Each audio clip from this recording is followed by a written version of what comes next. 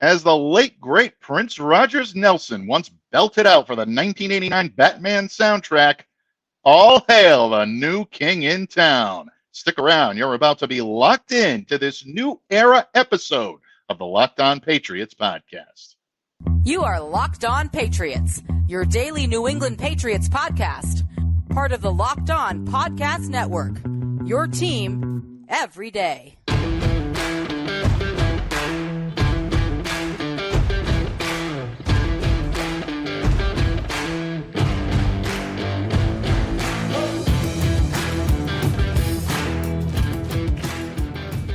Hello to all of you Foxborough faithful, and thank you once again for making Locked On Patriots a daily part of your New England Patriots coverage. Don't forget, Locked On Patriots is a proud part of the Locked On Podcast Network, your team every day. And of course, we are available on all platforms, including YouTube. So smash that subscribe button, download, follow wherever you get your podcasts to ensure that you get the latest episode as soon as it's available. I'm your host, Mike Debate. I cover your New England Patriots for Patriots Country of Sports Illustrated. Reach out to me. Let me know what's on your mind because I want to know what you're thinking on X at MDABATENFL. And while you're out there showing some love to Locked On Patriots social media style, don't forget to follow our account there at LO_Patriots. And Locked On listeners, not everyone's season is over yet in the NFL. There is still some crossing of the streams going on across the Locked On Podcast Network. But this episode today is brought to you by our good friends over at Prize Picks, the easiest and most exciting way to play daily fantasy sports. Go to prizepicks.com/LockedOnNFL and use the code, all lowercase, LockedOnNFL for a first deposit match up to $100. And Pats fans, it is a new era. All hail the new king in town, as I said to open the show today.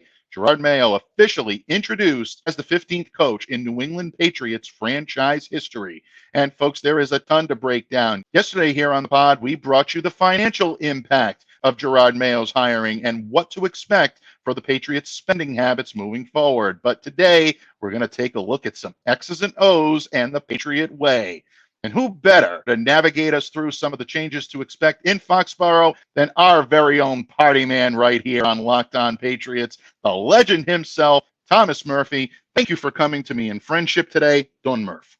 Oh, my pleasure, Michael. My pleasure. Yeah, I described it yesterday as, to quote the great Eddie Murphy, no relation.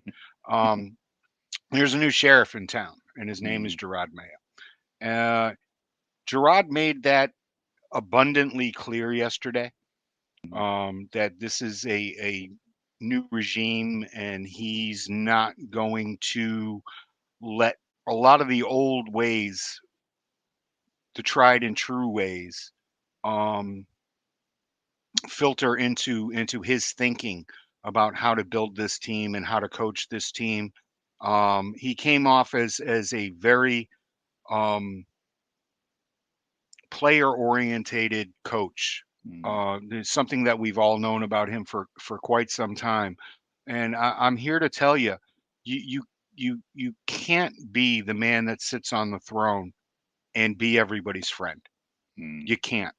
Okay, you might get through a season or so of it on stacked ball clubs, but when it comes down to it, when you're talking about eliminating silos and things of that nature, at the end of the day, the buck has to stop somewhere.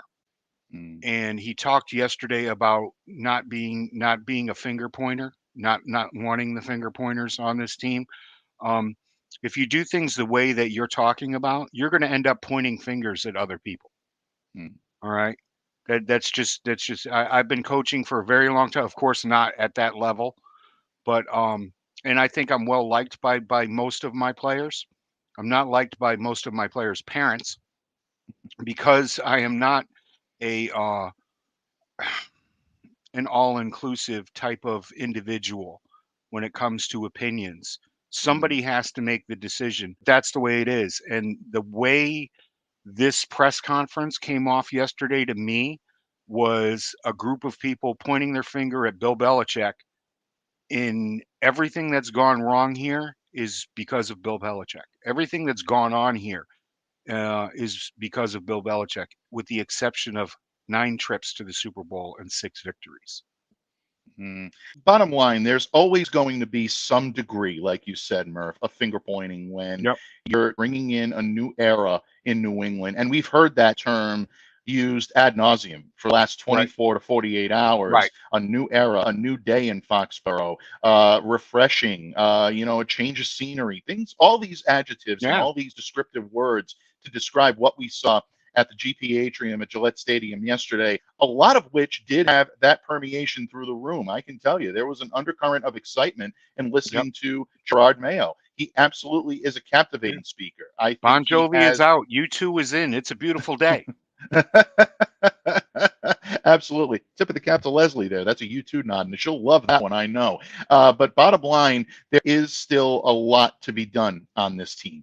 That's really the takeaway that I had from yesterday at Gillette Stadium and watching Jerod Mayo saying that he's a huge believer in developing people. My calling is to be a teacher, is what he said.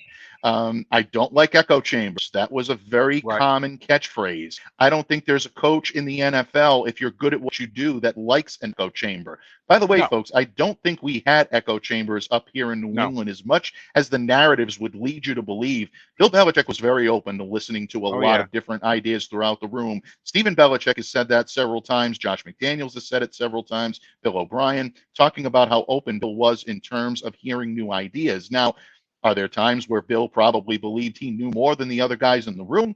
Yeah, and he probably did know more than the other guys in the room, but it doesn't mean he won't listen. Jerod is taking a lot of the same pages out of the Bill Belichick book, and he's presenting it in a new and fresh fashion.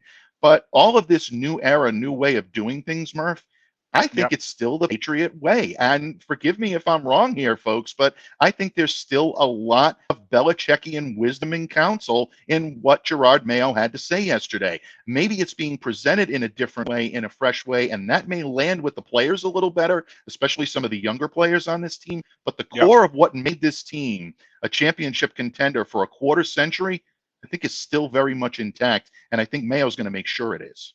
Oh, I agree. I agree. He was shown a fantastic path to follow.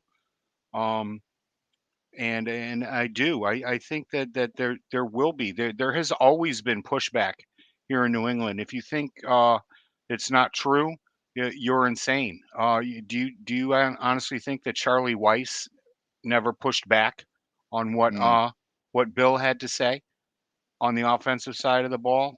You mentioned Josh McDaniels. Josh and Bill went back and forth at it for years over game planning and personnel decisions, in which way to go in the draft. But like I said before, the buck has to stop somewhere, and it's all fine and good if you want to take somebody else's opinion. I don't think Bill has ever, closed his door and said, "Don't come talk to me." All right. But at the end of the day, that head coach has to make that decision. And Jerod he knows this. No matter what was said at that press conference yesterday, he knows that the buck is going to stop with him. And when he knows that that's the case, it's his job on the line. So we'll see what happens.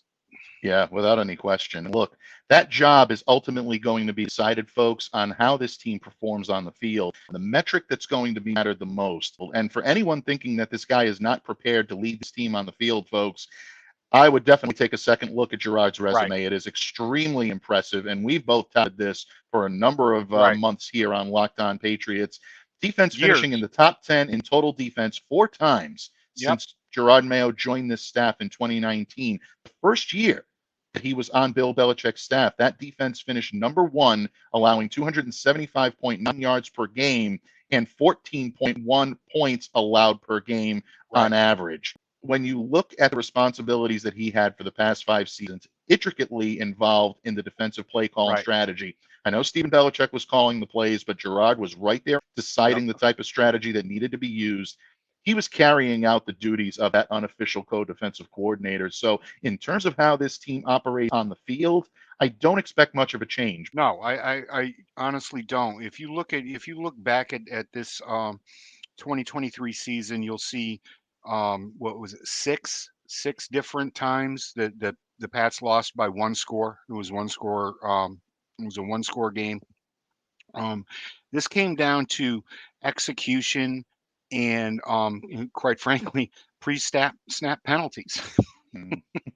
It was not a bright unit. Okay.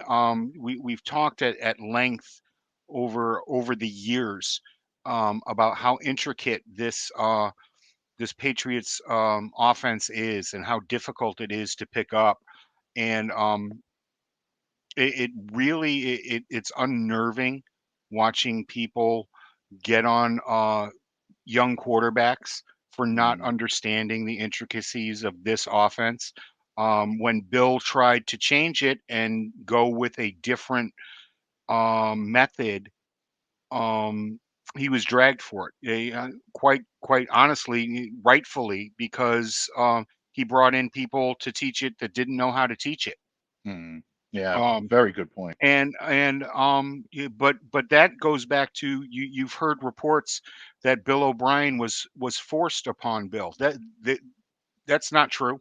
Hmm. That's not true. Bill wanted OB here a year earlier, but what he couldn't do was take him away from the job that he had at Alabama. He didn't want to do that to his friend.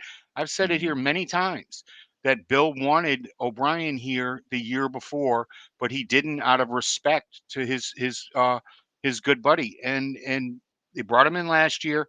Things got worse, and things got worse because this offensive line was worse.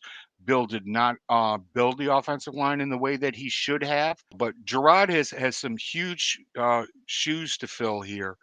And what struck me the most was yesterday, he didn't really have any kind of plan to put out there for us on the offensive side of the ball. We're still not sure who the offensive coordinator is going to be next year or what style of offense that he was going to run. I think there is still a lot of work to be done. I think Yep. everyone would agree on that, whether you are the biggest proponent of this move or if you're still a Belichickian loyalist. I think in a lot of ways, it Right. will be the Patriot way that continues to sustain Yeah. this team. Yes, Jerod Mayo has a drastically different way of speaking to the media than Bill Belichick did. It's going to come across as more refreshing. But bottom line, and there really is no other way around this, it is going to be the lessons that Jerod Mayo learned under Bill Belichick that's going to help him be a very solid coach on the football field. And I truly believe he will be. He'll have the ear of his players. You saw a lot of Right. players in that room yesterday there to support him, ex-players there to support him and talk about his prowess and what he brings to the table. You've heard players that have played alongside him several times talk about how he is a teacher of the game. This is where Jerod Mayo may be able to shine, folks. But ultimately, it's those lessons, that Patriot way of we're going to outwork you, we're going to outsmart you, and we're going to be better than you because we're going to want it more, is something that I think has been a staple of this organization for 25 years. And I don't think that is going anywhere anytime soon. So for everyone who wants to label this as the new era, I think it may be a rejuvenation of the Patriot way. And that's what gives me the most confidence coming out of this press conference. And I hope it does for you as well. But Murph is absolutely right on the money. We are just scratching the surface because of all of the work that has to be done in the front offices of One Patriot Place is maybe one of the most important jobs that's still open on this team, Murph, and that is choosing a general manager. Patriots are reportedly in no hurry to hire one. Is that a mistake? Murph and I are going to discuss that point and so much more when this episode of the Locked On Patriots podcast continues, a proud part of the Locked On Podcast Network, your team every day. This next segment of Locked On Patriots is brought to us by our sponsor, BetterHelp. And Locked On listeners, sometimes we all need the opportunity to get something off our chest. Whether it be big or small, certain things can really start to get to you. And it's important to let that out, especially to someone who's unbiased on your life. Today, I want to say how I really feel about something. And you all out there might even be thinking about the same thing this week. And that is the emotional roller coaster of anxiety, excitement, and bittersweet feelings when it comes to the New England Patriots and Bill Belichick parting ways after 24 amazing years. And even though it's just been hours since he's officially been on the job, Jerod Mayo is already bringing a lot of excitement and anticipation to the Patriots. And I don't want to speak for all of you out there, but for me personally, it is definitely bittersweet. I'm going to miss Bill Belichick, but like all of you out there, I'm anxious and I'm excited to see what Jerod Mayo can bring to the table. And what's important to remember here, folks, is that sometimes life can imitate art, or in this case, sports. Sometimes we have so many feelings on a particular subject that from one moment to the next, we're not quite sure how to act or feel. Therapy can be different for everyone. And let's face it, most of us have bigger problems than our favorite sports team. It's important to get things off your chest every once in a while. If you're thinking of starting therapy, give BetterHelp a try. It's entirely online, designed to be flexible and suited to your schedule. Visit betterhelp.com/lockedon to get 10% off your first month. That's BetterHelp, HELP.com/lockedon. Locked On listeners, thank you so much for joining us here today on Locked On Patriots, spending part of your day here and making us a daily part of your New England Patriots coverage. Thomas Murphy, our good friend, the Don of Locked On Patriots, is here with us today, breaking down Jerod Mayo's official installation as the 15th head coach in New England Patriots franchise history. Murph, in the previous segment, we talked a lot about the Patriot Way and how it really is continuing, maybe in a different wrapping, a different package, a different presentation, but the core tenets of the Patriot Way, I think, are remaining intact here. And that's what gives me some optimism heading into this season with Jerod Mayo as a rookie head coach. But one thing that's concerning me is the fact that the Patriots appear to be taking a very nonchalant approach to filling the positions around Jerod Mayo. Right. You dipped upon this a little bit earlier in the segment in the podcast. You talked about no offensive coordinator direction, where that's going to go. We still don't know who the defensive coordinator is going to be. Jerod Mayo said yesterday, I think titles are important. Right. The New England Patriots are not going to go into 2024 without a designated offensive coordinator and a designated defensive coordinator. You know whether the title is open, Murph? GM. Right. When you look at the structure and you look at the manner in which the Patriots seem to be assembling their crew to build this 2024 roster, are you surprised by this strategy? And are you as concerned about this as I am? I'm more concerned than you are. I don't care how concerned you are. I am more concerned about this than you or anybody watching out there. This drives me crazy. All right. To begin with, I thought the GM should have been hired before the coach. All right. Any GM brought in should be able to pick their head coach for no other reason than to eliminate the excuse that this wasn't my guy. I never picked this guy. 3 years from now, there's your finger pointing right there. I didn't pick this guy. Go let me get the coach that I want. We heard it this year, trickling out from that. Bill O'Brien was upset that he wasn't allowed to pick his people and bring them in here. It goes in the same way. As much as we're all talking about the draft right now, it's even more imperative, I think, to have a GM there during free agency. We all know free agency comes before the draft, people. So let's get our ducks in a row here. Whose duck are we following? I don't know, but I can tell you right now, it sure as hell better not be Jonathan Kraft. And I think that conversation Where was Jonathan yesterday? Will have both handling official family business. Yeah. You know? Jonathan is basically like Tom Hagen right now. I can say, not a wartime consigliere. He only handles specific aspects of the family there business. You go. Then he grabs his briefcase and he leaves while the Don takes care of business and brings in Johnny Ola. Look, bottom line, folks, I think it's an interesting development that the New England Patriots right now are talking about using the guys that they have in-house to really craft this free agency push, this draft push. Jerod said yesterday that he believes in the scouting department. He thinks the scouting department is doing a very good job. The two guys that really spearhead that scouting department are Elliott Wolf and Matt Groh. Now, Murph, it's interesting that Matt Groh continues to be mentioned because we've talked about Belichick loyalists.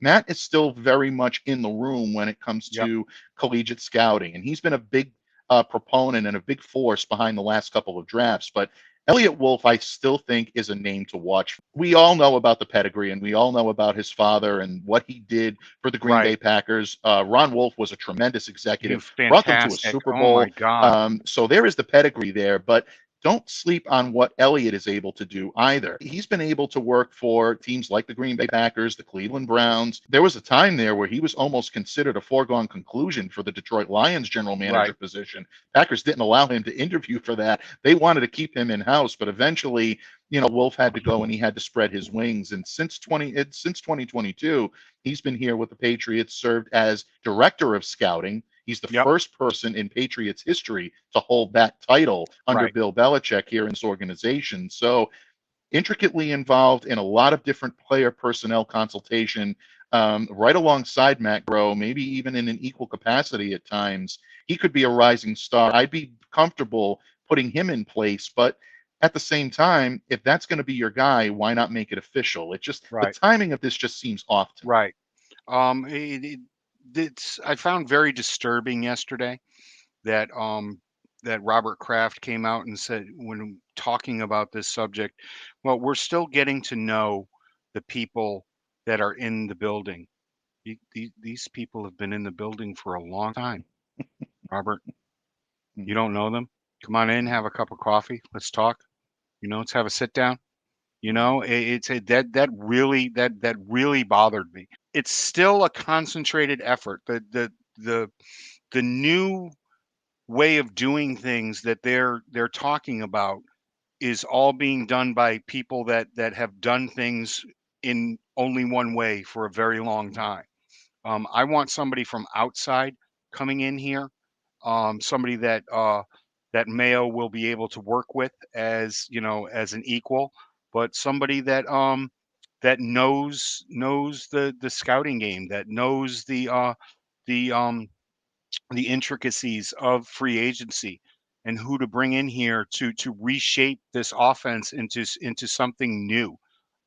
We all have issues with the amount of points scored last season. We talked about it earlier as to why I think that didn't really happen. But I am still stuck on Dallas Cowboys Vice President of Player Personnel, Will McClay, to come in here and right this ship when it comes to finding the right offensive personnel and into bringing back the defensive personnel that we could see leaving this organization for a little Georgia peach tree schnapps. Yeah, I think you bring up an interesting point. I'm glad you mentioned McClay again, because I've been getting a lot of DMs from you mentioning him in last week's show about the opportunity or the potential for him coming in. What we're hearing out of Cowboys camp is that McClay is going to be staying put in Dallas. But again, it comes down to the New England Patriots needing to make sure that this offseason is not just about rolling out a new head coach. There have to be improvements. You have to nail this draft, and you have to nail pretty much every pick. You have to be able to bring in the type of free agents, external free agents that you want to build the culture here, and retain the ones that are going to allow you to keep what you've built here for 25 years, most of which is not so bad, folks, despite of what you're hearing out there. There's still a lot of good to build on that Bill Belichick left here for Jerod Mayo to pick up and build upon that foundation. Miguel joined us yesterday here, Murph. A little over $69 million projected in salary cap space. You got the number 3 pick in the draft. You've got free agents, external and internal, that you have to convince and play under Jerod Mayo. These are all things that have to be done meticulously, and they have to be done correctly, or what you saw yesterday at GE Atrium in New England is not going to matter one bit if this team is still on the outside looking in of a playoff spot 1 year later. So bottom line, a lot of problems to solve, and the New England Patriots need serious people to solve them. Maybe they've got that in place right now. Time will tell, my friend. But one thing we haven't discussed yet here about yesterday's introduction was maybe a little more transparency than we've seen in years past. Or is it, folks? Is it? Murph and I are going to talk about some of the pearls of wisdom and nuggets of information dropped by the new HC of the NEP, especially when it comes to the 2024 NFL Draft, when this episode of the Locked On Patriots podcast wraps up right here on the Locked On Podcast Network, your team every day. Locked On listeners, at the start of the new year, every small business owner is asking themselves the same question. What is the one move that I can make that'll take my business to the next level in 2024? Well, LinkedIn Jobs knows that your success all depends on the team you surround yourself with.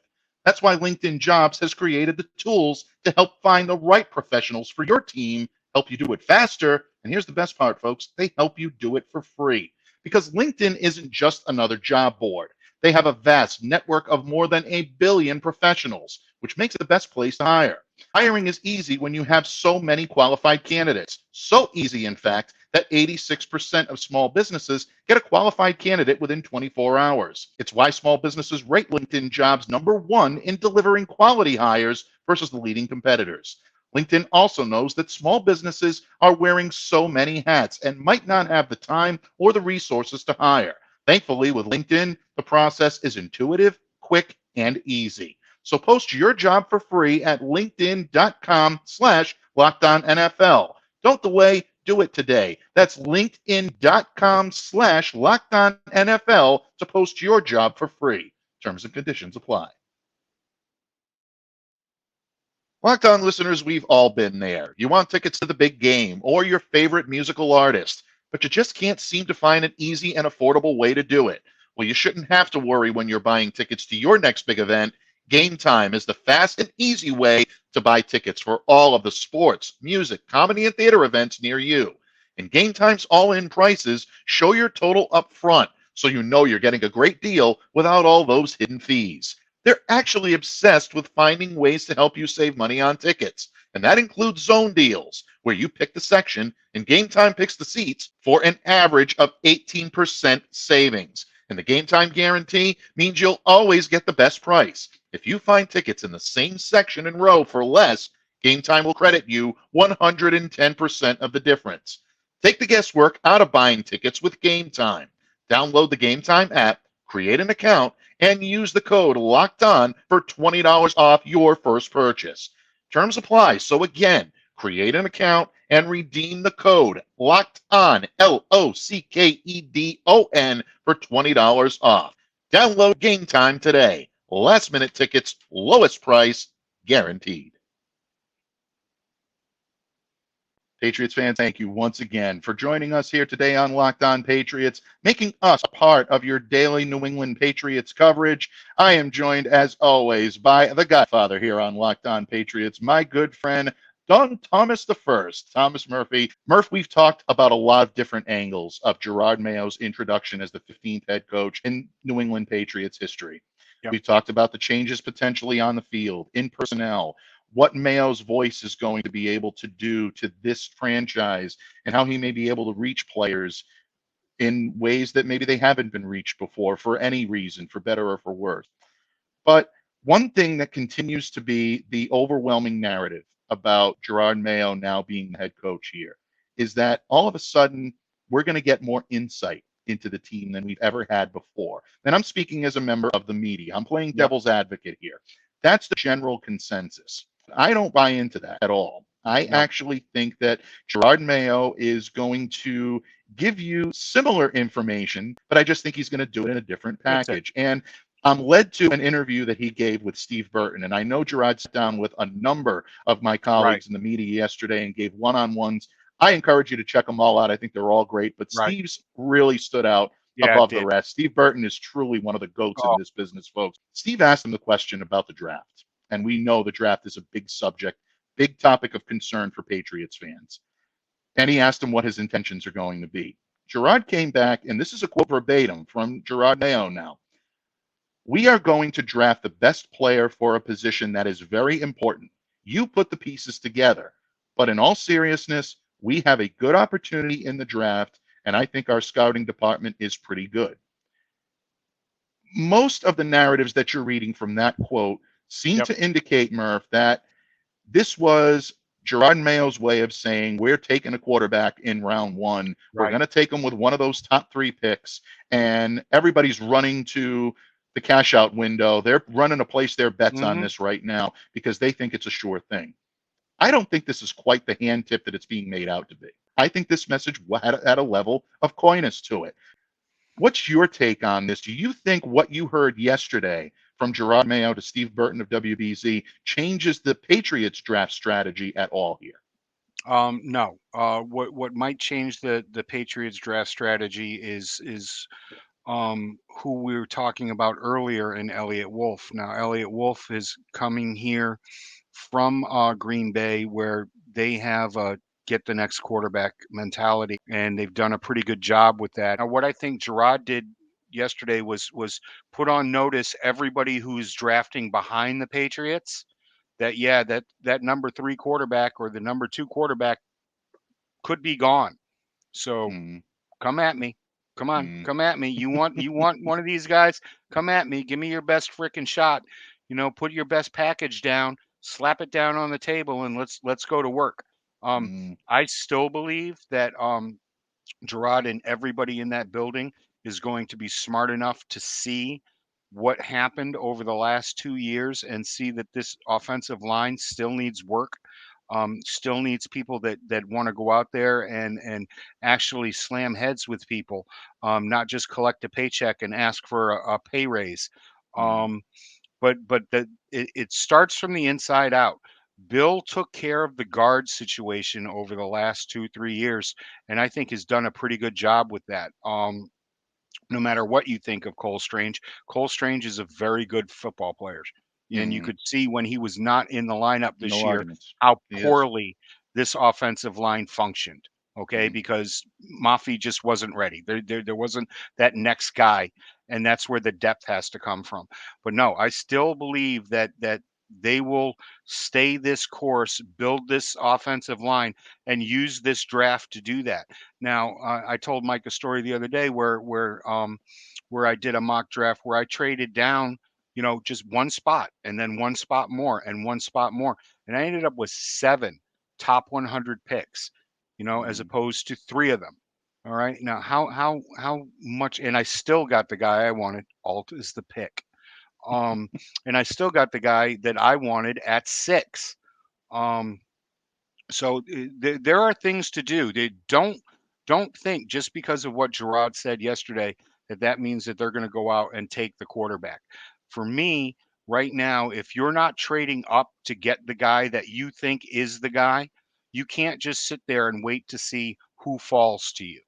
All of these elements have to factor into your decision. But Right. what the Patriots also need to do is be very savvy with what the 2 teams ahead of them right now are going to do, Chicago Bears and the Washington Commanders. You Right. have to be sure that either they're both going all in on quarterbacks, or if they're not, then all of a sudden it eliminates at least one of those guys off the list. So you have to be very mindful of where they're going. We're hearing reports out of Chicago that they may be willing to run it back with Justin Fields. It could be Yep. posturing. It could be they're playing games with the other guys as well.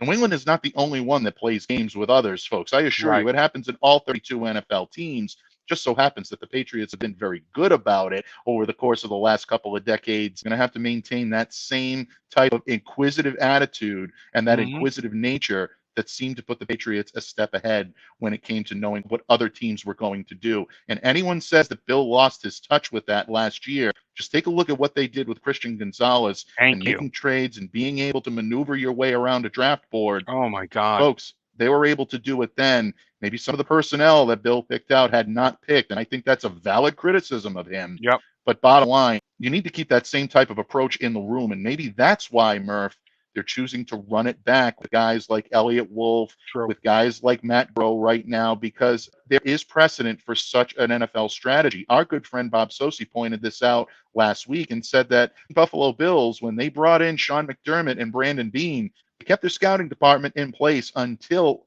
right around the draft and after the draft to bring in Brandon Beane to kind of bring it all together. So, folks, I'm not saying that bringing in the new regime after the draft is the smart move, but there is precedent for it. So, ultimately, Murph, it is a new beginning in Foxborough.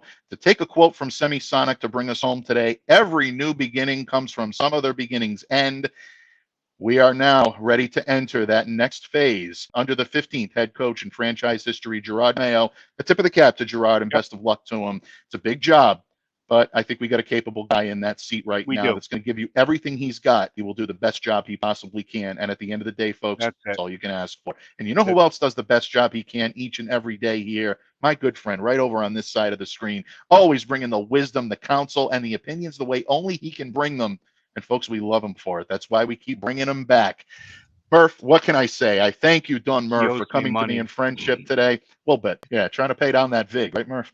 There you But go. in any case, we always appreciate you coming on. Before I let you go, please let everyone know where they can reach out to you, where they can interact with you, and what we can expect from the great pen, the great voice of Thomas Murphy in the coming days. Well, you can find all my writing and musings over there at Diehard Boston Sports Fans.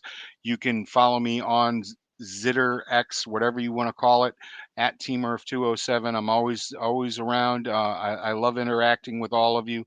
Drop your comments there. Let us know if you have any questions for an upcoming mailbag show, and we'll get to them. Until then, I might be back here, Saturday. You never know. It's I'm just possible. Murph has an open invite, folks. He has an embroidered chair, a director's chair, whenever he wants it. And you know what? If he stops by the studio, we're going to record it because it's always going to be entertaining and informing. You can't ask for anything better than that. And, Bud, we always look forward to having you back. But in the meantime, on behalf of my best good friend right here, Thomas Murphy, I'm Mike Debate, reminding you all to stay safe and to stay well and to be the change you wish to see in the world. Have a great day, everyone, and we'll see you back here again tomorrow on Locked On Patriots.